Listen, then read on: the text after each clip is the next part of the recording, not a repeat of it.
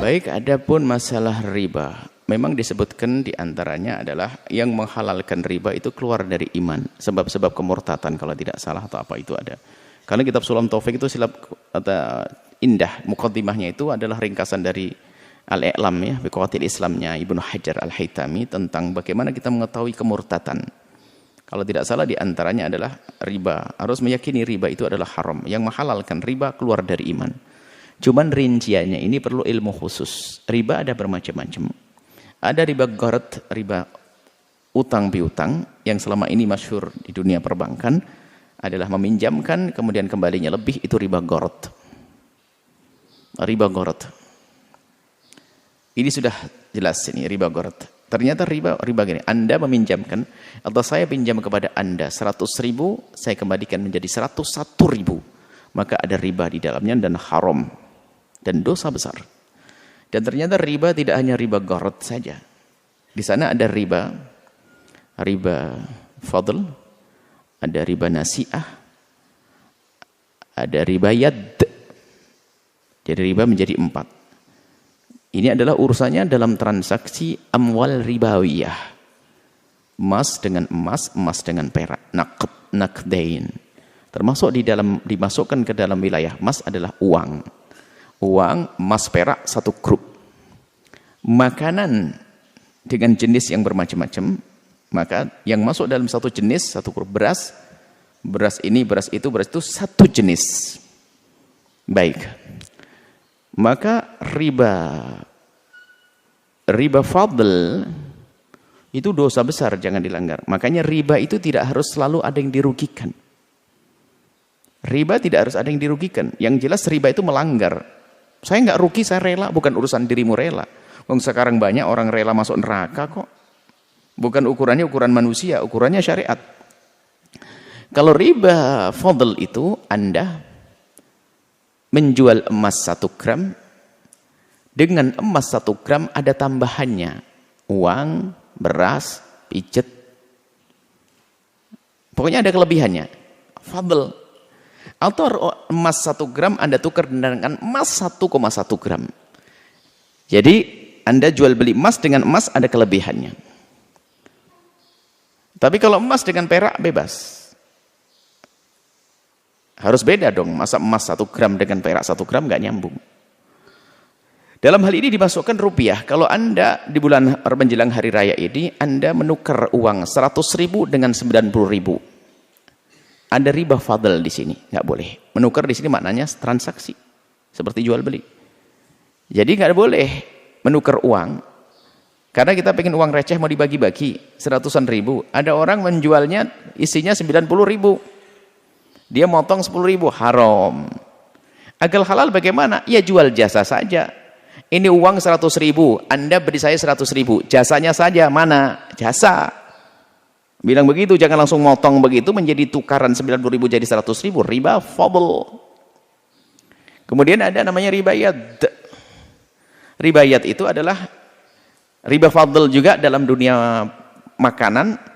Beras 1 kilo, beras bagus 1 kilo, dijual, ditukar dengan beras kurang bagus 1,5 kilo. Secara hitung-hitungan tidak dirugikan. Yang punya beras 1,5 kilo menginginkan beras yang baik.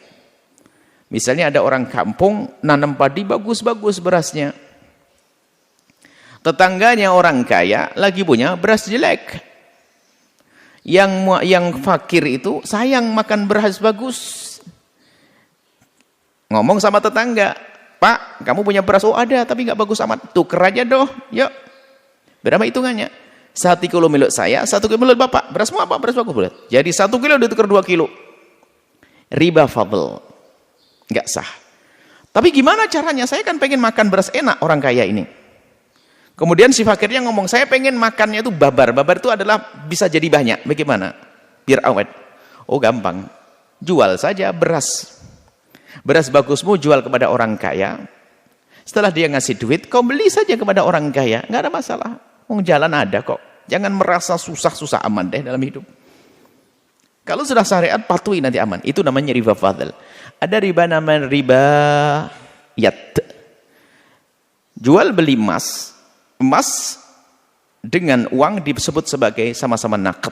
Jika ada pertanyaan kemarin yang mempermasalahkan, sudah dijelaskan. Sama-sama naqd. Artinya, kalau emas dengan emas, emas dengan perak, emas dengan uang itu, dalam bertransaksi tidak boleh kredit, tidak boleh ada yang tertunda. Artinya, di samping akadnya adalah kontan dan serah terimanya harus. Saya memberikan uang, Anda memberikan emas Anda. Kalau ada yang tertunda, maka riba yat. Yatnya, tangannya nggak saling menyerahkan, itu menjadi riba. Padahal nggak ada yang dirugikan. Tapi urusannya patuh kepada syariat. Contoh, Anda orang kaya, lagi jalan-jalan ke pasar. Sudah kenal dengan penjual emas, lewat, ada model emas bagus buat istri Anda. Wah, ini bagus buat istri saya. Akhirnya ngomong, Pak, saya beli ini. Oh, nggak apa-apa, Pak. Duitnya besok ya. Oh, Pak, tenang. Oh, sudah saling kenal kok. Diambil itu emas. Baru bayarnya besok. Riba. Yat, karena serah terimanya tidak langsung. Ada namanya riba. Riba nasi'ah dalam transaksinya. Nasi'ah itu dalam transaksi, kalau yat dalam serah terimanya. Nasi'ah bagaimana? Nasi'ah itu begini. Saya beli emas ya. Oh ya, enggak apa-apa. Tapi bayarnya sebagian sekarang, sebagian nanti ya. Dalam transaksinya ada yang ditunda pembayarannya. Maka nasi'ah itu tempo. Maka itu masuk riba. Padahal nggak ada yang dirugikan. Dalam omongannya. Biarpun uangnya diserahkan. Oh, ternyata ada. Tapi transaksinya nanti. Nggak sah. Harus transaksinya halan. Aku beli emasmu sekarang dan aku bayar sekarang. Aku ambil sekarang. Kemudian ini duitnya. Harus begitu. Nah, ini adalah urusan riba. Riba itu, selain itu adalah tidak masuk dunia riba. Dan ternyata riba ini urusannya kepatuhan. Kepatuhan, biarpun tidak ada yang dirugikan. Biarpun hanya kecil 0,5%, riba gharar tetap haram. Bahkan, bukan saja uang misalnya. Aku meminjamkan uang kepada Anda. Saya minjamkan uang kepada Anda 100.000. Kembalikan 100.000 plus pijit. Pijitnya riba kok. Melanggar Allah. Pijit kan ada nilainya. 20.000, 30.000 kan begitu. Jadi seperti itu ya. Kul gardin jara naf'an fa riba. Jadi riba ada 4 tadi. Semoga Allah menjauhkan kita dari riba. Memberi kepatuhan kepada riba. Ada rinciannya nanti lebih lagi ada. Ini gambarnya. Kalau kitab Salam Taufik memang tidak dirinci itu. Hanya beberapa hal yang harus kita itu patuh kepada syariat.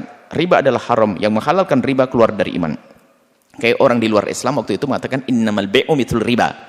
Jual beli itu kayak riba. Apa sih bedanya? Kok riba jadi haram? Kan jual beli cari untung, riba cari untung. Kenapa dibeda-bedakan? Makanya mempermasalahkan urusan riba ini kayak orang tadi itu. Orang Yahudi yang mengingkari itu. Innamal bai'u mithlur riba. Umat Islam tuh aneh. Jual beli kan kayak riba. Boleh jual beli, riba nggak boleh. Riba kan cari untung. Jual beli cari untung lah ini. Kalau ada orang mempermasalahkan riba-riba begini, khawatir dia golongan orang semacam itu. Sudah patuhi selagi dikatakan oleh syariat haram, jangan. Ya sudah, termasuk kredit emas. Enggak mendesak, enggak mati orang enggak kredit emas. Maka jangan dipaksa dengan kredit emas. Sudah selesai. Kredit emas kan berarti pembayarannya nanti, emasnya diambil duluan. Tapi saya pengen nabung dulu, transaksinya nanti. Boleh saya nabung, kalau sudah ketemu duit beli emas baru, transaksinya nanti. Pertama nabung, belum transaksi, bukan kredit. Bayar dulu, bukan bayar, ngumpulin duit dulu. Ada cara, bentuknya mirip. Akadnya saya yang dirubah. Saya bayar dulu, bukan membeli. Barangnya kok Pak, saya titipkan. Bisa diatur, emasnya dititipkan ke saya nabung dulu. Kalau sudah cukup nanti baru kita membuat transaksi saat itu. Nanti. Bisa kok caranya. Sebetulnya makanya ini ujian. Ujian bagi ahli iman khususnya. Kalau nggak patuh ya bahaya urusan keimanan. Jadi kadang riba nggak ada yang dirugikan, nggak ada. Ini saja. Semoga Allah menjadikan kita hamba yang patuh kepada syariat. Dijauhkan dari riba dengan bermacam-macam riba. Wallahu a'lam.